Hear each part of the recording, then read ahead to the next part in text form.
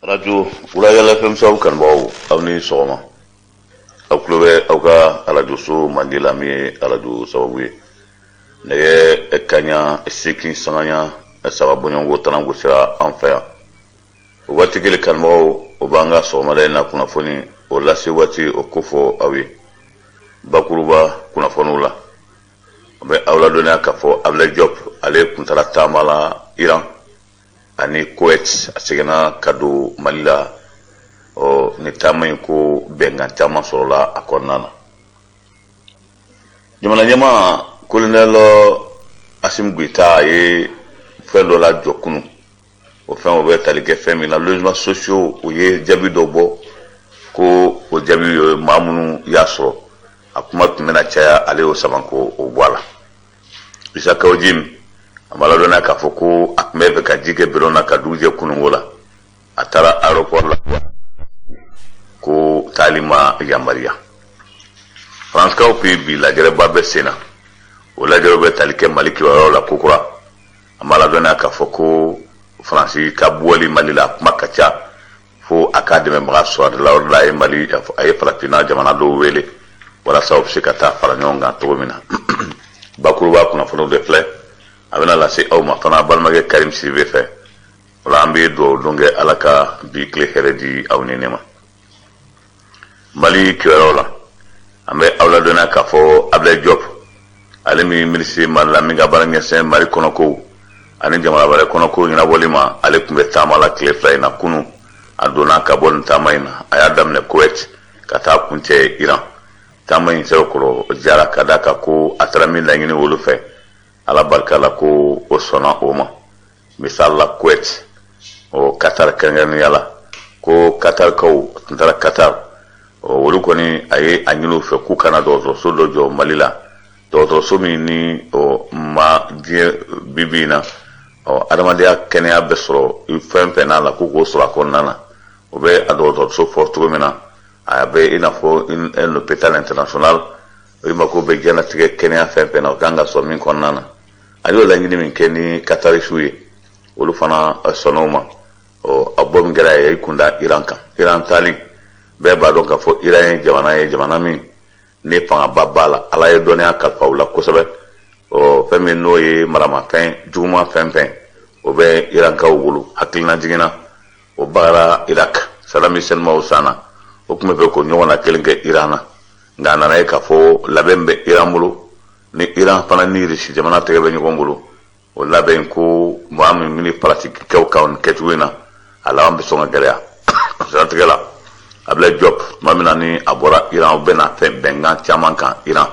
baranyo ya srala o se o benga munu taro nyoche o ngako akmetala siena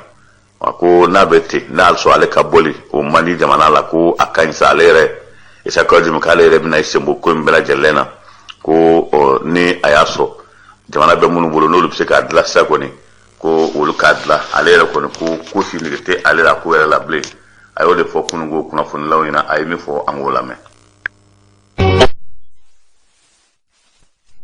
personne mo si dans une fixation et tout non nous vraiment ala ka jamana pasi ala ka jamana lafia ala ka nyobulu vraiment c'est bon comme ça vraiment qu'on passe à autre chose quoi merci et à qui vous pensez faut que vraiment ne va voyager parler à nous pour nous de jamana pasi vraiment tant mieux y a pas de problème moi je n'en fais même pas un problème avec bon faut y terminer je crois qu'il est temps maintenant que on passe à autre chose quoi. Moi-même je passe à autre chose. Vraiment c'est pas la peine parce que Aramade na para pour le coup de Manakajo. Tant mieux. Maintenant on fuit les vrais problèmes. On pense que bon Jimia Fota Jimia Keta. Jim n'est pas le seul Malien. Vraiment. Nous monsieur Gatla là, anga Jokuru là je kadro ala ka nyutu. Ala ka hera kambe quoi. Amena siri musiri là je crois que on compte pour Java. D'accord. Francisca uka kuna fundila ubega kuna fondo di kuna funumi ni mali jamana nyamo kanki yakilto ala kosabe dugumi na kuma ko tesit tabe teseret pamplala o du ko volen nu amala dona ka foko jekulu fla le IGS ani IGM ko o jekulu fla mi tunye marpata wati temanola ki idi malikan ka mali kele wolu jekulu fla de be kele la bi ko dusu cayara kosɛbɛ kasara sɛbɛkɔrɔ jugara o satikɛ la ko o kɛlɛ min n'a bɛ yen faransi kunnafonidila kɔni y'a fɔ a kɛra sababu ye tesiti yɛrɛ ko dugu fɛn fɛn bɛ a kɛrɛfɛ olu bɛɛ lajɛlen bolila du 160 bɔɲɔngo ko de bɔra tesiti kɔnɔna na a b'a ladɔnniya k'a fɔ kunnafoni dilen minnu bolila ta u taara dɔw taara Niger dɔw taara Gawo dɔw yɛrɛ taara Ansongo tiɲɛ don wa tiɲɛ tɛ wa walima faransi bɔtɔ bɛɛ bɛ ka fɛn dɔ taamasiyɛn bila ka bɔ wa a b'a ladɔnniya k'a fɔ ko o kunnafoni de bɛ yen a ma ni o lasira kunungo fɛn min ni o faransikaw ka kunnafonidila yɛrɛ fɛ David Bashir halisa Mali kibaruyaw la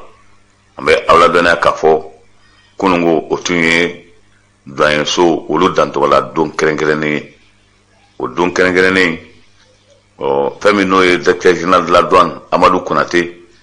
ale ye min kɛ tan ni ɲɔgɔn na famana ka kɛ o satikɛ la a ye doyenso bɛɛ ma a baarakɛla bɛɛ lajɛlen wele ka premier ministre wele ka an ka ministre min ka baara ɲɛsinnen bɛ nafoloko ma k'o wele o ye hakilina caman di ɲɔgɔn ma docteur Sogɛl Kokala Mayiga yɛrɛ ye kuma ta kunu a ye hakilina jigiba kɛ a y'a jira k'a fɔ ko o doyen bɛ baara min na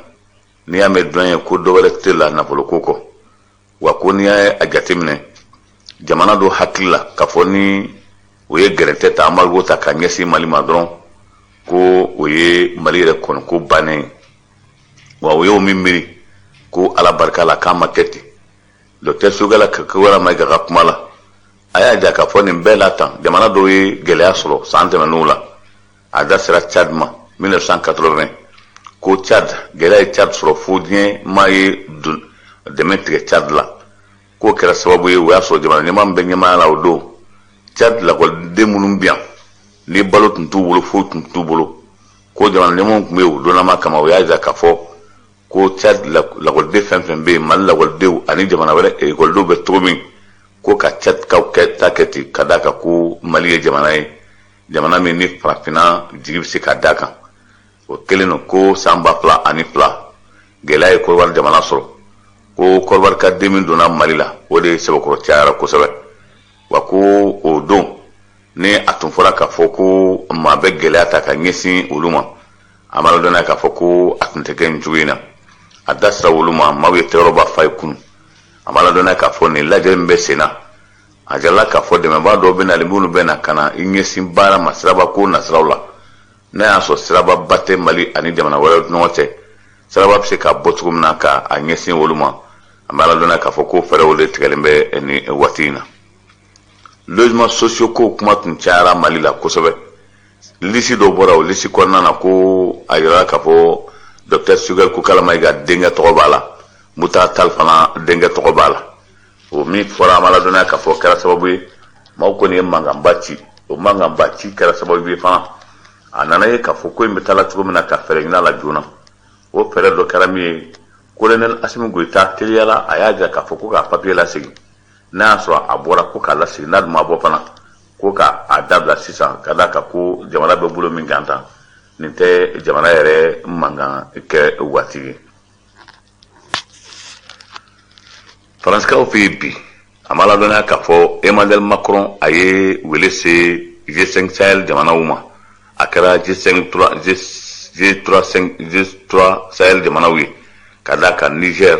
Mauritanie ani Tchad olu de bɛ taa nin lajɛrɛ kɛnɛ kan bi ko a bɛɛ bɛ ka kuma ɲɔgɔn na kɛ n'u ye tɛnɛn don Jean-Yves Le Drian ale y'a jira k'a fɔ ko faransi bɛ nin sen bɔ Mali la pewu ni k'a yɛrɛ ɲini ka taa fan wɛrɛ fɛ o kunnafoni min dira sɔgɔmada in na kunnafoni fana o ni o don ko kunnafoni tɛ tali kɛ ɲɔgɔn na kosɛbɛ ka d'a kan faransi kunnafonilaw ye min fɔ bi ko hali ni faransi bɛ bɔ Mali la ko a kuma bɛ nɛmɛ dɔɔni ko o sigilen bɛ ka bi jaabi kɔnɔ lajɛrɛ min bɛ sen na bi Quai d'Orsay la n'o ye faransi palais kɔnɔna ye o lajɛrɛ in ko o kan ka jaabi di n'a a nana ye k'a fɔ Mauritanienkaw ka jamana ɲɛmaa Amadou Gazouani ani Mahamadu Bazoum ani Mahamadu Idriss Déby ka fara Macky Sall ka taali kun ye min ye ale ye farafinna kɛlɛyatɔma o ɲɛmaa ye Nana Akufo-Addo ko ale fana bɛ taa ale ka taali kun ye min ale ye CEDEAO o ɲɛmaa ye a ma ladɔnniya k'a fɔ ko o bɛ taa faransi yɛrɛ ka kuma la k'a bɛ taa dɛmɛbaga ɲini a yɛrɛ la kadaka ko na manya ka fo bena bom malila ɲininkali to min dalen do bi a bena taa jamana jumɛn kan o ye Niger ko fɔ a la o ye Burkina Faso ko fɔ a la o ye Senegal ko fɔ a la ka Côte d'Ivoire yɛrɛ ko fɔ a la o sigi kelen bɛ min kan ɲininkali to min bɛ bi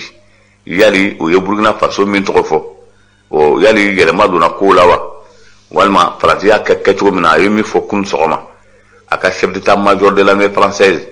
o de ye Burkina Faso chef d'état-major wele ko a ka di Faransi ye o kana Burkina Faso dɛmɛ a ka ko la o ye misali minɛ ko laban in na yɛrɛ Burkina Faso sɔrɔdasiw ani force Barkhane ko olu jɛra ka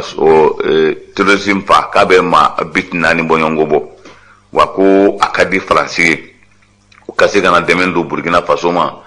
walasa Burkina bɛ se ka a yɛrɛ sɔrɔ cogo min na o jaabi ma di nka o Faransi kunnafonidilaw ka kuma la o ye Burkina Faso fana fara a kan nka o kun kan ka min kɛ i n'a fɔ bɛɛ lajɛlen sigilen bɛ min kan o y'a ye k'a fɔ Burkina Faso ka jaabi di fɔlɔ k'a fɔ an sɔnna walima an ma sɔn Florence Parly ka nali kelen na o waati la o ko a nana nin kelen fɔ Niger ye min fɔ o don yari yɛlɛma fana donnen na ko la n'o tɛ ko Niger kaw ko k'a ko to ta fɔlɔ fo ka na ni basigi ye nka Faransi yɛrɛ bolo n'a bɔra Mali la bi taayɔrɔ ko gɛlɛyara o kɛlen bɛ sababu ye bi k'a bila wulikajɔ ba la o wulikajɔ walasa a bɛ se ka fɛɛrɛ min kɛ ni ka taayɔrɔ sɔrɔ a yɛrɛ la ni o ɲɔgɔn ye kɛra bi ɲɔgɔn ye ba wɛrɛ bɛ yen o bɛ kɛ sini alamisa o bɛ kɛ Bruxelles Alassane Dramane Ouattara taara a yɛrɛ sɔrɔ Bruxelles ɲininkali to min kɛra ale kɔni bɛ taa mun na ye yali CEDEAO ta weleli don wa walima UEMOA ta weleli don wa walima a taara kun min na o ɲininkali to min bɛ bi nanzara jamana 27 o bɛɛ lajɛlen ko bi ko u ka Mali bila ka da kan ko Faransi ma ko labɛn ka ɲɛ n'i bɛ fɛ ka kuma yɛlɛma cogo min na ka da kan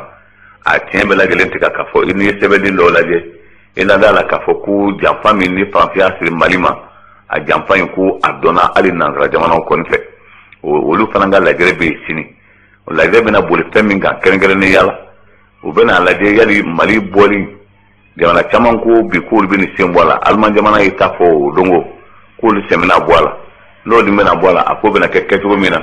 a ma ladɔnniya k'a fɔ ɲininkali to min bɛ o kan an bɛ waati min na komi sisan o siratigɛ la o fɛn min n'o ye Emmanuel Macron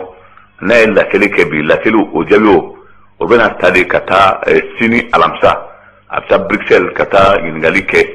walima u bɛ taa kiliw jagabɔ n'a y'a sɔrɔ fɛɛrɛ min kan ka sɔrɔ ka sanga Mali ko in ma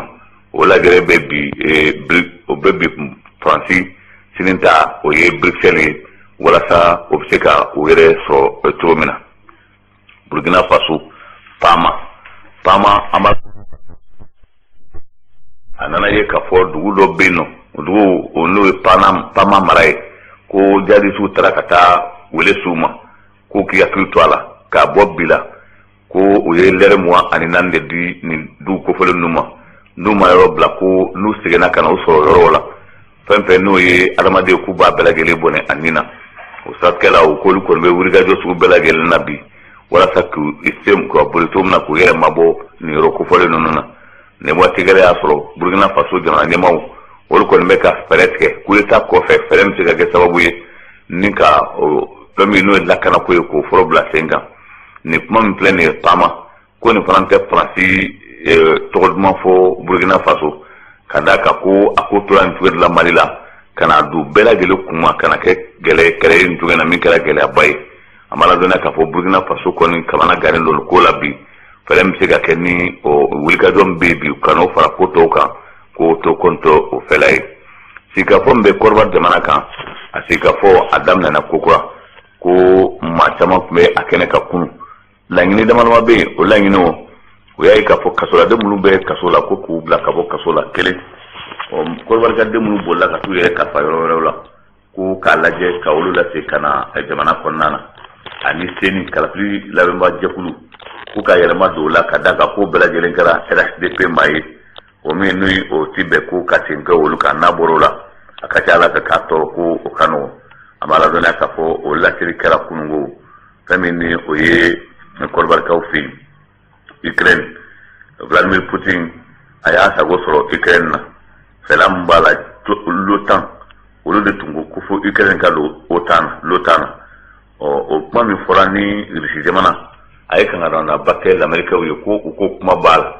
ko Russie jamana ka fara nanzara jamana ko olu de farala ɲɔgɔn kan ka Union soviétique ka a bɔ ɲɔgɔn na o jamana dɔ de Ukraine n'a kɛra ten k'a fɔ de ko o bɛna sɔn ka Ukraine ko o ka don l'OTAN kuma kɔni t'a la n'o kuma bɔra la kuma tɛ yen n'o ma bɔ a la ko a bɛ kɛlɛ da don kɛlɛ min ni a tɛ sa sisan o satikɛla kɛra sababu ye o ye a sɔrɔ k'a fɔ fɛn min n'o o ye Ukraine ko tile fila in na kɔni